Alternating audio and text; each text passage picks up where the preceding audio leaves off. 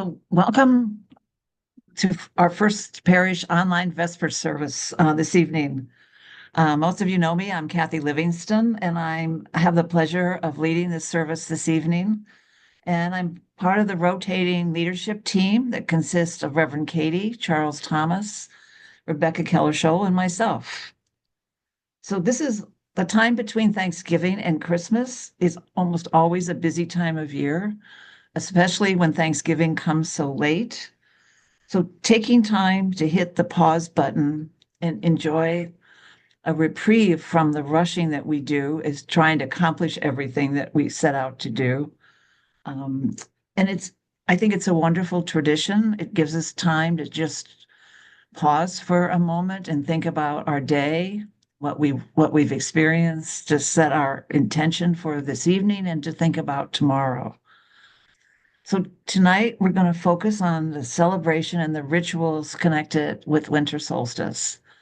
So just to make sure that we all have the same understanding of the solstice, it marks the shortest day of daylight within our calendar year and correspondingly the longest night.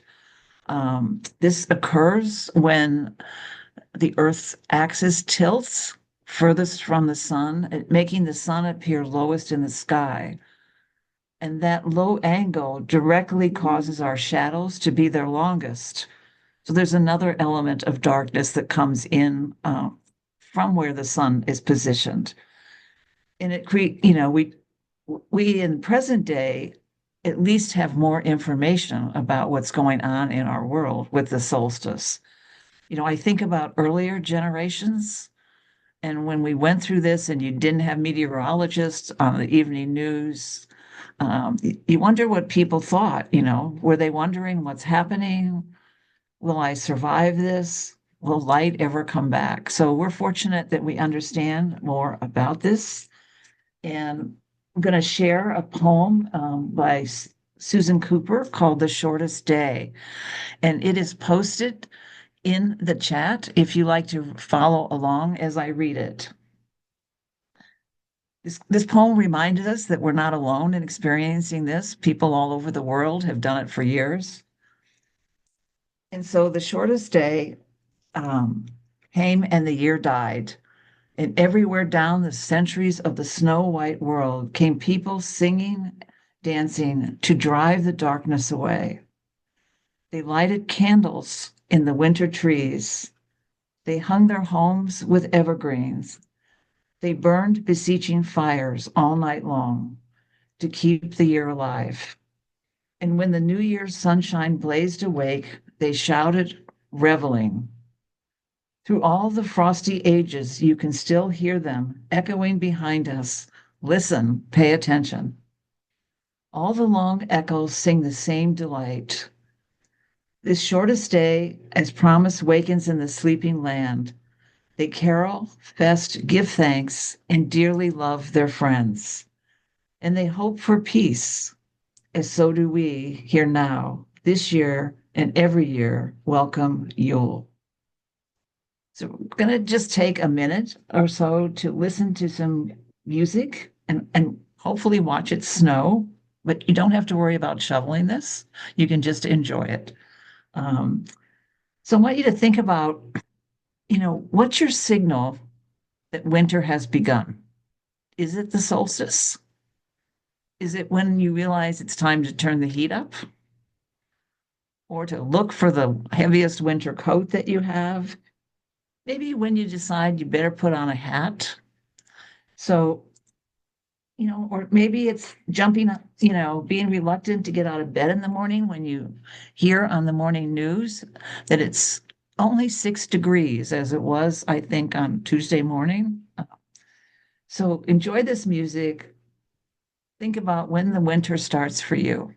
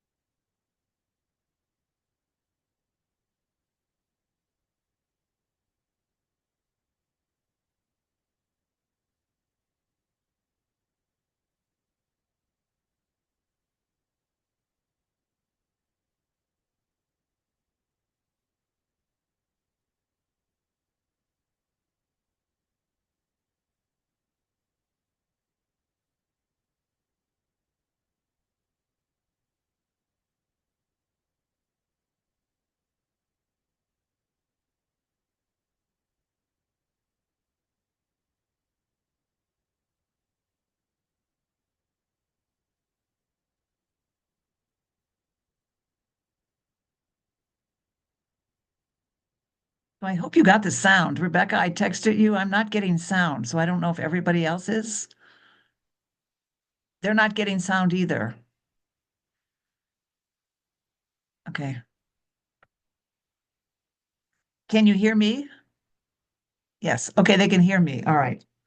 Uh, okay.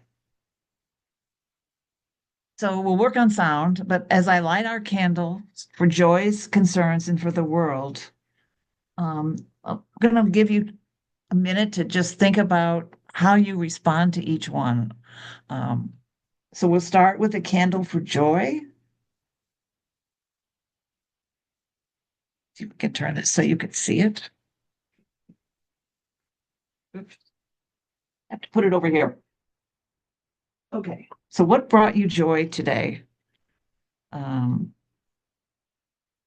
for concern, what have you been worrying or angsting about or carrying through your day? Give voice to that worry and just put out there that you're looking for insight on how you can best address that. And finally, for thoughts for the world, you know, we're obviously all concerned about what we're witnessing in many parts of the world today. So just pick one thing and make an offering by giving voice to the healing that you hope we can send out to the world today. So just ponder those three thoughts for joys, concerns, and a message to the world for today. So we'll give you about a minute, and I think Rebecca is working on getting the music to play. So she needs a minute to fix the audio. So hang in there. This is the one time that I didn't say if we have technical difficulties, we'll work on it.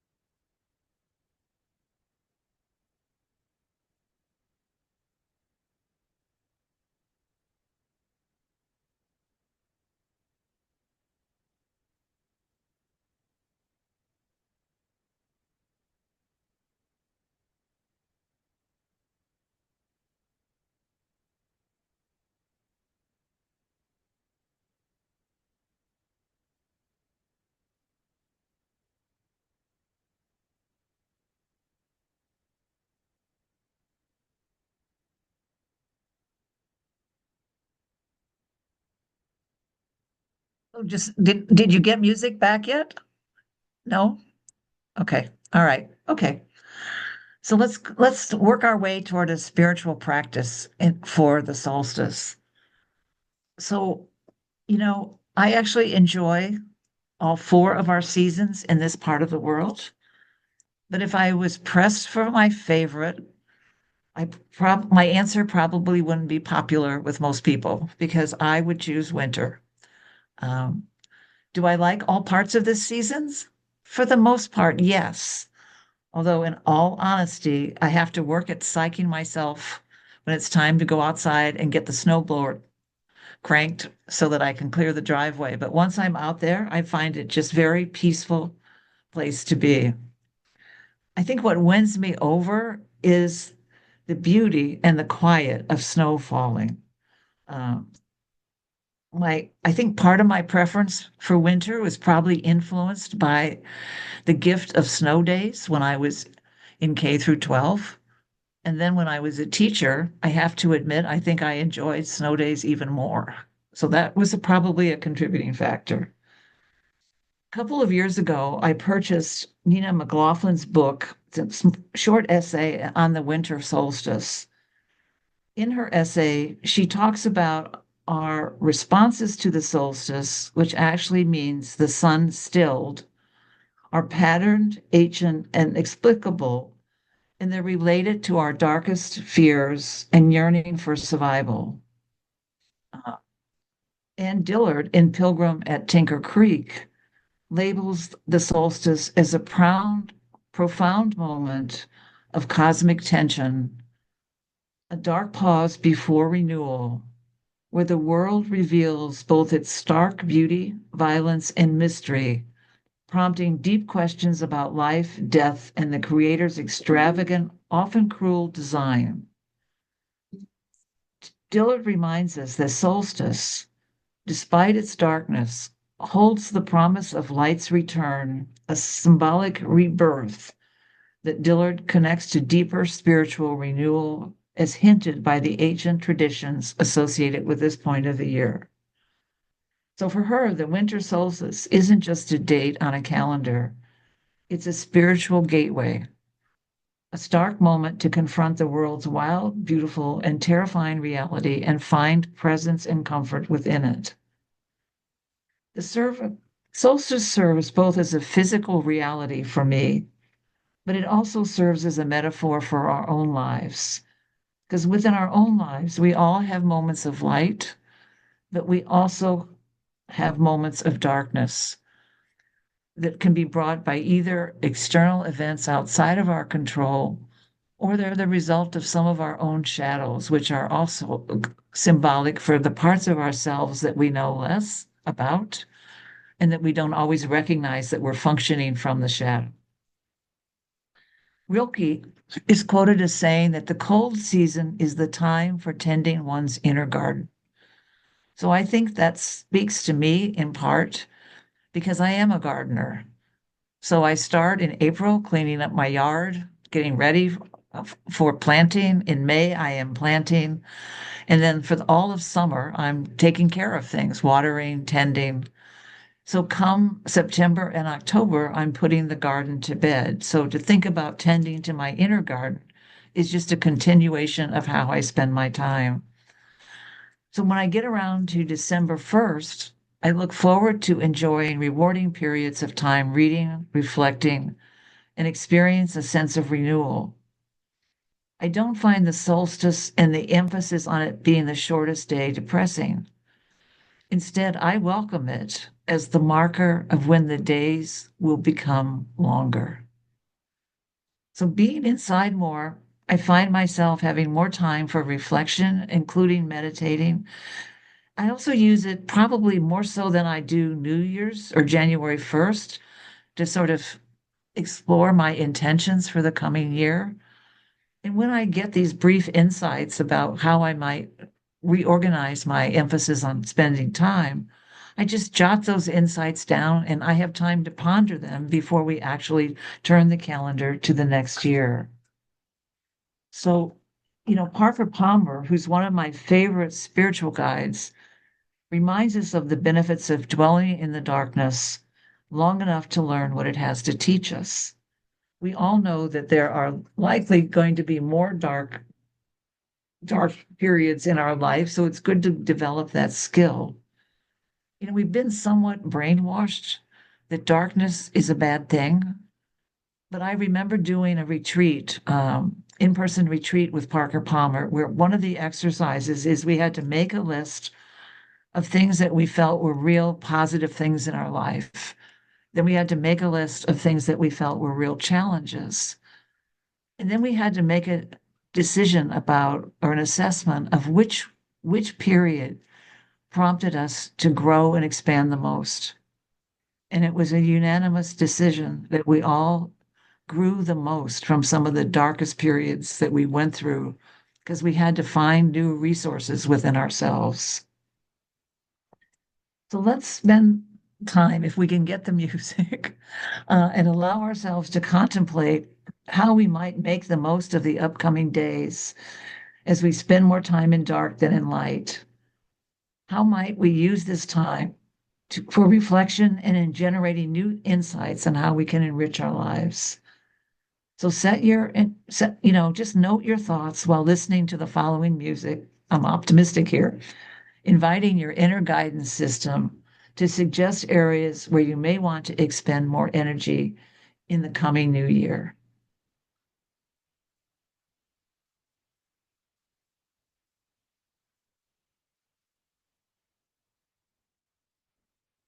No, it's not coming. Okay.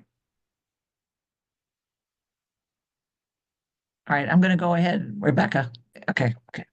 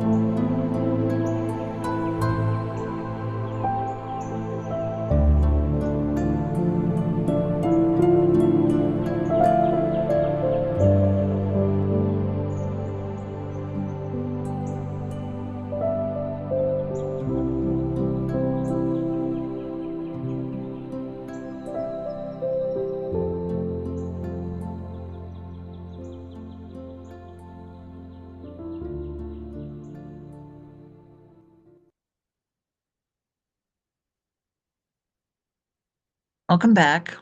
I think we have a Grinch that's worked, or a goblin that's worked his or her way into our work tonight, but we welcome them. We welcome all spirits. So I hope you thought of some insights. Keep in mind that simple and plain, and perhaps what you might consider mundane thoughts, can lead to powerful transformations in our lives. One thing that I realized recently is that I want to add more music to my life in the coming year. And I just that one addition could lead to transformations in my life that I haven't even considered. Uh, or maybe you want to work on getting more rest so that you feel more energy each day. So, any of those things um, can be helpful in living the lives that we want to live. So, don't overreach, stay with your thoughts and insights. I like the message. There's no need to supersize our intentions. They're really good at the basic level. So one of the things that I want to kind of end with is I'm going to borrow from the original posting about winter solstice that Parker Palmer published in December 2020. But I've taken some liberties and woven in my own comments. I find his words inspiring, and I hope you do as well. The title of his posting was Make of Yourself a Light.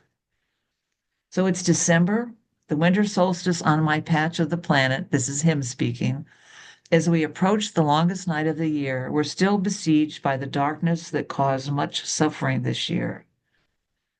Between homegrown threats to democracy and human rights, the mismanagement of providing health care coverage for everyone, ideological foot dragging on economic and racial justice, and nonstop assaults on values decent people hold dear, we spend a lot of this stumbling around in the dark. At the same time, many good people have lit up the night by doing what the Buddha urges in Mary Oliver's version of his dying words: make of yourself a light. Think of all the ways our fellow citizens have illumined and warmed our lives by summing up. The light of courage that has empowered some jurists to risk unpopular findings, journalists to examine and expose political misleaders, nonviolent activists to protest for justice.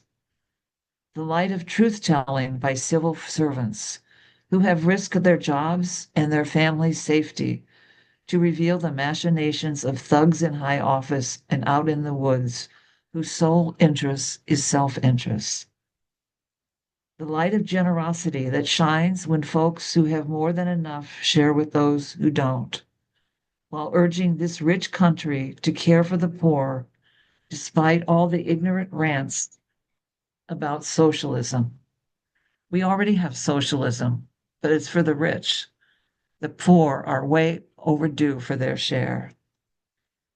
The light of simple kindness that comforts everything it touches, even when it's limited to words spoken on the phone, written in an email, posted online, or when passing a stranger.